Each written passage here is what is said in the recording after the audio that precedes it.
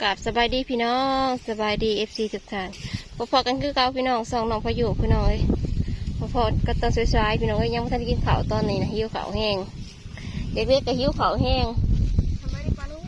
พายุหุ้ยพาพายุลงมานะพื้นเต้นหย่องกบเต้นวะลูกพื้นพาพายุลงมาให้นะ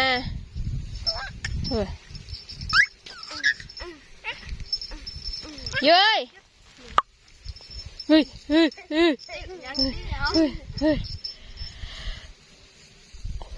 ไอ้กิ๊กไอ้เจยเปลี่ยนกันเอาลงมาเกี่ยวเขารอบหน้าจะเปลี่ยนผู้ละให้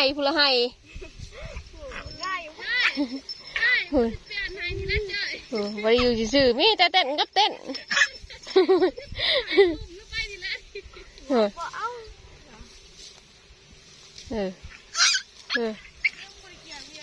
พื้นบริกรเรื่องไงให้หน้า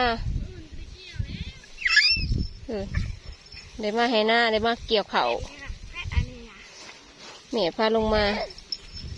เกี่ยวเขาเพราะพูนถ้าถูกเกี่ยวเขา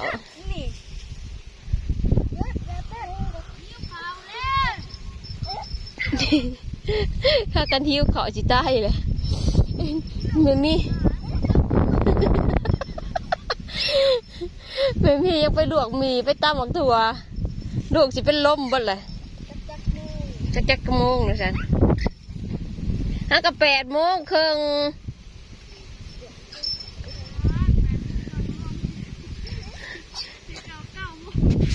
ฮักกับ8:00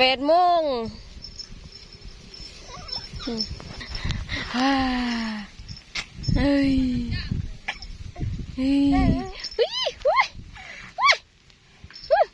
พอแล้วลูกเมื่อยก็ได้แต่จะไปเกี่ยวเขาก็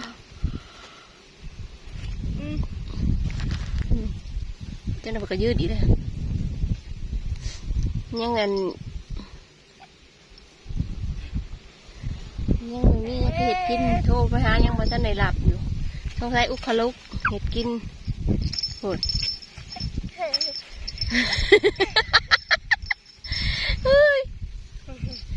ผืนแห้งป้าพี่น้องเกี่ยวเขาปะไทยละไทยละเขาเนี่ยก็ต้องหิ้วเขาตาลายเลยพี่น้องเอ้ยเป็นอะไรลูก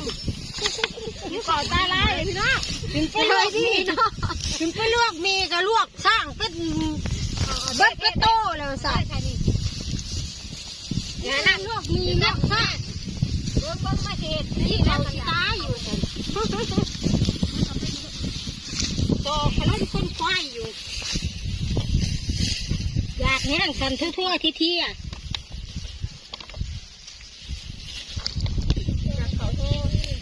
จ้าพี่น้องเอ้ยเจ้าบอกเจ้าโมแม่นี่โมเลยแม่เป็นกินอะไรแล้วเปล่านี่ก็ได้น้ำปีอันนั้นก็ตุ้งใหญ่ปีหอยมันอยากตายใช่ไหม9 โมง 10 โมงเลยก็แน่มีกล่องอะไรว่าแม่คือน้องกินกับบุมี่พี่น้อง9 โมง5 นาทีเนี่ยน้ำยังไข่ตายสิคุณนี่คือน้ำคือเก่าได้ที่จังบ่หลวกจากนี่จะโตหรือบ่ยับบัดนี้ยับดิแม่นี่แป้งมันจะกินทานบ่ยับกินนี่แหละญาติเราไม่สิถูกบ่งมาทำนอนอ้อยแม่บ่วงนะได้กับผู้อันนั้นคือเก่าไม่บ่วงเอาเอาหายตอนนี้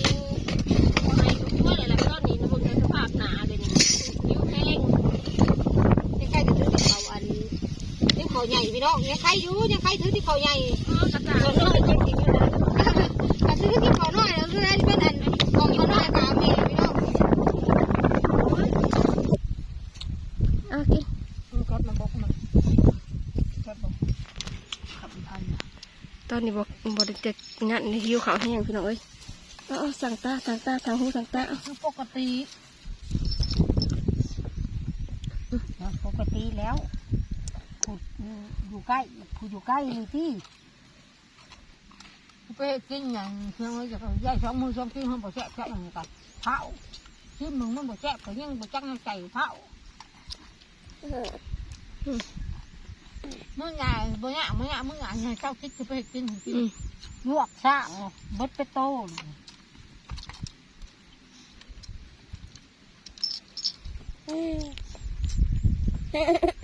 คนใหญ่ๆแล้วบ่ฮู้จักหัวซะ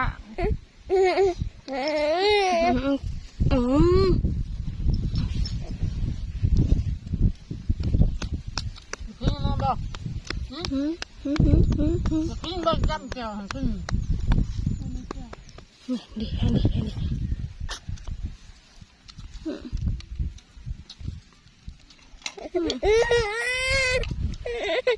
อันนี้มาหน่อยตำหมักถั่วก็ได้ใส่ถ้วยใส่ถุงยางนี่ไปต้องเลยถ้วยก็มีครับเผา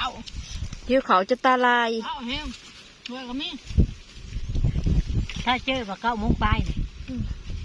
ไปกินสบายดีเกาะนะสบายดีเกาะหิวเขาจนตาลายยากจนลืมสบายดีเกาะมาว่ะหิวเขาจนตะลิงตะลายผมก็จำโจรมันตะป่าเนาะมีไฟวางตัดไหน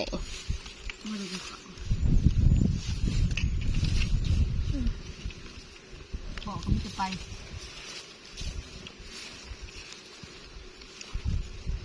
ยิ้วแห้งสำหรับกินสะบดเป็นโตผมบอกอันนี้ยังมากินมะอันนี้ยังกินมะ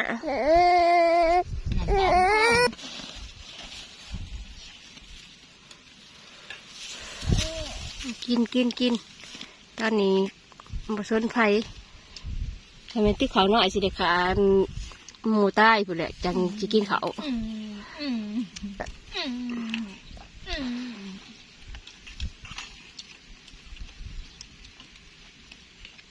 แม่ยังกินยังกินปากน้ำมือเอาไข่ในใส่เขียวบอดี้เขาจะว่าดอกเขียวบะมัน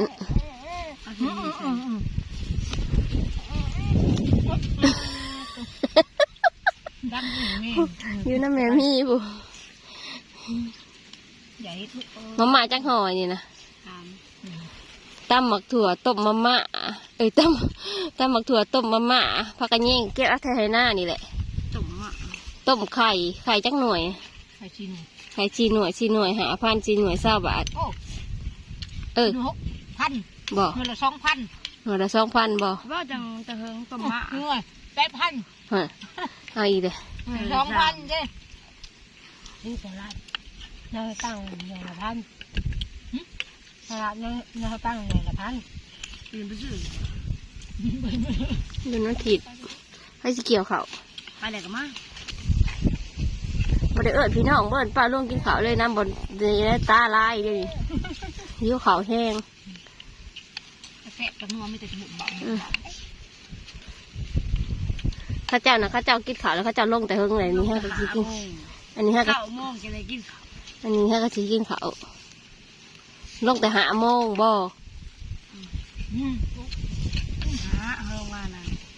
ลงมาบริเกี่ยวเนี่ยแม่มาเลย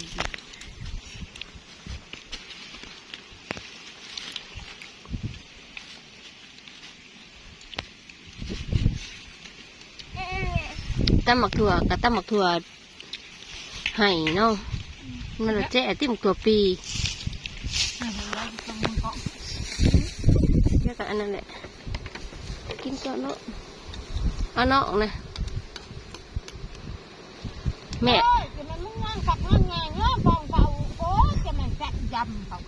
อัน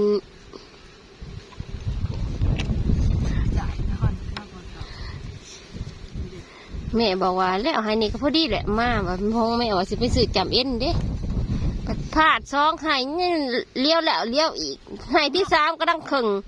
โอ้ยไปต้มสร้างก็เบิ้ลแล้วเป็นโตเลยมาหูยไปดังไฟเพื่อต้มไข่จุ๊บคนหิวมันหน่อยมันตาลายสารพัดที่ ลวกมาไง ลูกมาเอามากิน น้องคนเดียวได้ไปกับงูฮะไปกับบุ้มี่ แหลนอยู่ผู้เดียว โคตรได้มาไง ไผ่ผัดเพื่อสิดัง ไอ้เพื่อที่ดัง เหมือนตะแก๊สนะ เนี่ยยักษ์บ่บ่ บ่สนานให้เท่ากิดไปเห็ดข้างสิหัวใจไปเลย คือเตามาดัง ขันซ้ายลงมาเขาลิ้นลูก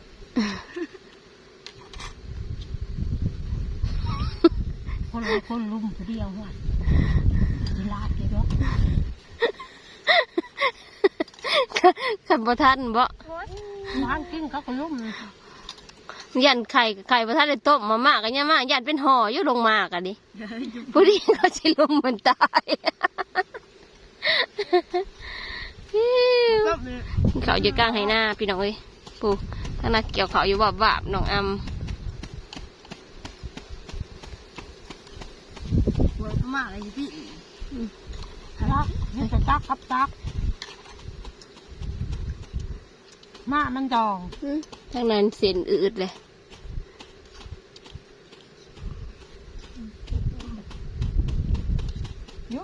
แล้วทออายุซ้ำ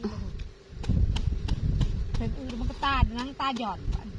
เนื้อหน่อยเสียสารน้องวัดอ่ะเอ้ย นั่นแหละบอกให้ดีเนาะไม่ยุ ปีนเอาปีนเอา